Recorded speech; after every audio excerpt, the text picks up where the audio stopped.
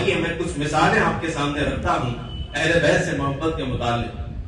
بعض لوگ آج کے زمانے میں صرف 10 دن جو محرم کے آتے ہیں اس میں اہل بیت کا نام پکارتے ہیں، اپنے سینے پیٹتے ہیں، غم کا ماحول قائم کرتے ہیں، تماشے بناتے ہیں، جگہ جگہ پر کھڑے ہو کر کے یہ نظارے کرتے ہیں، عورتیں گھروں سے باہر نکلتی ہیں، نوجوان گھروں سے باہر نکلتے ہیں، اور ایک عجیب ایک ایسی حیثیت اور ایسی کیفیت تاریخ ہو جاتی ہے اور لوگ یہ کہنے لگ جاتے ہیں کہ ہم محرم کا سوگ منا رہے ہیں، امام حسین کی یاد منا رہے ہیں۔ کیا یہی طریقہ بتایا گیا ہے امام حسین کی یاد کا؟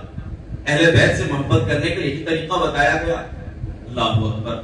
یہ جو چیز ہمارے درمیان رائج ہے اس سے پہلے اس کے متعلق کہیں کوئی روایت نہیں ملتی کہ تعزیہ بنانا یا پھر بڑی بڑی عمارتیں کچھ بنا دینا اہل بیت کے نام پر اور اہل بیت کے نام پر ماتم کرنا، نوحہ پیٹنا، یہ چیزیں اسلام سے نہیں ہیں بلکہ یہ تمہارے اندر شامل کی گئی چیزیں ہیں۔ میں تمہیں بتاؤں اہل بیت سے محبت کی چیز کیا ہوتی ہے۔ حضور مفتی اعظم ہند علیہ رحمت و رضوان اعلی حضرت کے صاحبزادے، بہت بڑے پیر، تقریباً کہا جاتا ہے دنیا میں ان کے 50 لاکھ سے زیادہ مریدین موجود تھے۔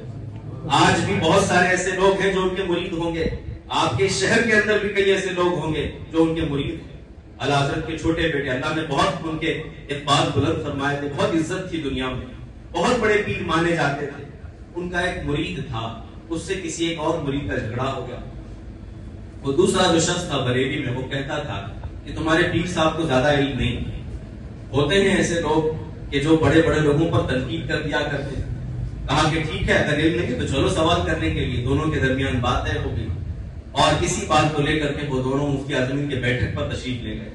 جہاں اعلیٰ حضرت مسند تدریس پر بیٹھا کرتے وہیں مفتی اعظم ہند تشریف فرما تھے۔ یہ دونوں وہاں گئے، ان میں سے جو مرید تھا وہ آگے بڑھ کر کے سلام کیا اور کہا کہ حضرت یہ میرا ساتھی ہے، بار بار بحث کرتا رہتا ہے، آپ سے کچھ پوچھنے کے لیے آیا ہے، کچھ سوالات پوچھنے کے لیے آیا ہے، میں اہل بیت کی محبت کے مطابق بات کہہ رہا ہوں۔ آج علماء میں یہ چیزیں مشہور ہیں کہ بریلی کے ماننے والے اہل بیت سے محبت نہیں کرتے ہیں، بلکہ میں کہتا ہوں جو طریقہ اعلیٰ حضرت نے اہل بیت کا بتایا ہے وہ کسی نے ہندوستان میں بتایا ہی نہیں۔ اور اعلیٰ حضرت کے طریقے پر اگر تم چلو گے اور اہل بیت سے محبت کرو گے تو یقیناً صحیح طور پر تم اہل بیت سے محبت کرو گے، ورنہ یا تو گمراہ ہو جاؤ گے یا تو زندیق ہو جاؤ گے۔ بعض لوگ اہل بیت کی محبت میں اس قدر پاگل ہو جاتے ہیں کہ پھر وہ نبی کے مرتبے سے انہیں بڑھا دیتے ہیں، اور بعض لوگ اہل بیت سے نفرت کرتے کرتے صحابہ کو گالیاں دینے لگ جاتے ہیں، صحابہ کو گالیاں دینے لگ جاتے ہیں اور ان کو بڑھاوا دے دیتے ہیں۔ یہ چیزیں اسلام سے نہیں ہیں بلکہ بین الافراد و تفریق جو اعلیٰ حضرت نے سکھایا۔ مفتی اعظم ہند کی بارگاہ میں دونوں گئے، اس نے کہا کہ حضرت یہ کچھ سوال کرنا چاہتا۔ وہ شخص بھی بڑا جاہل تھا، چاہتا تو کوئی بہت بڑا سوال کر سکتا تھا۔ کہا کہ آپ سے صرف اتنا پوچھنا ہے کہ حضور کی بیٹیوں کے نام مجھے بتا دیجیے، حضور کی بیٹیوں کے کیا نام ہے آپ مجھے وہ بتا دیجیے۔ مفتی اعظم ہند نے جیسے ہی سنا، سر پر ٹوپی تھی، بیٹھے ہوئے تھے، اٹھ گئے، اٹھ کر کے گھر کا دروازہ اسی طرف کھلتا تھا جہاں بیٹھک تھی۔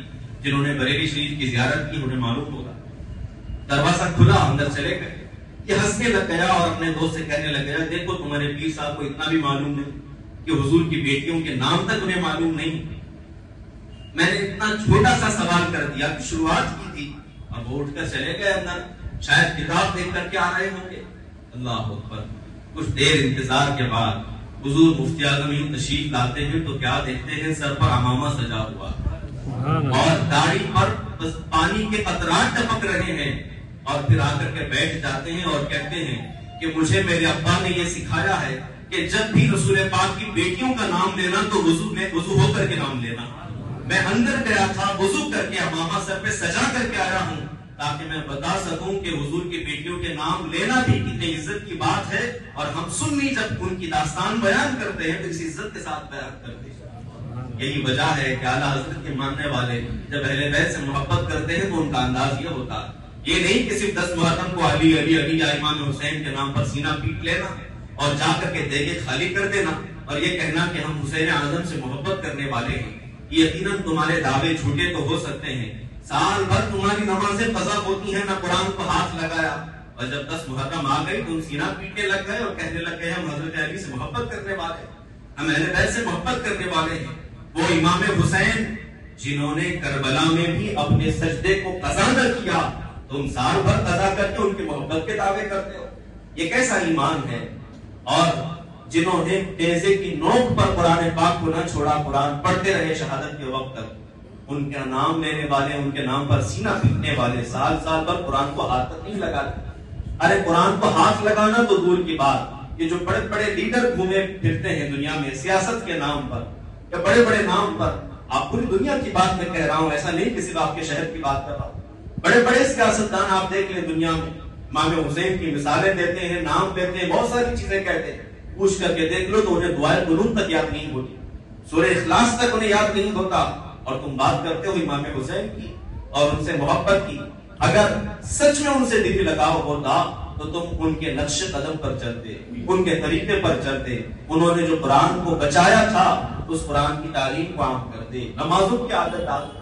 بہرحال علماء کرام فرماتے ہیں کہ جب ایک مومن ہوتا ہے اس کے سامنے اہل بیت کا ذکر کیا جاتا ہے تو اس کی بانچیں کھل جاتی ہیں اور محبت سے جھوم اٹھتا ہے۔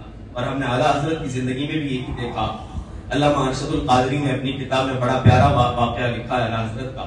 جانتے ہیں آپ تقریباً 100 سال پہلے جب یہ گاڑیاں نہیں تھی، کار وغیرہ نہیں تھے، تو جب کسی ایک بڑے آدمی کو یا کسی ایک اچھے انسان کو کہیں ایک جگہ سے دوسری جگہ جانا ہوتا تو وہ پالکی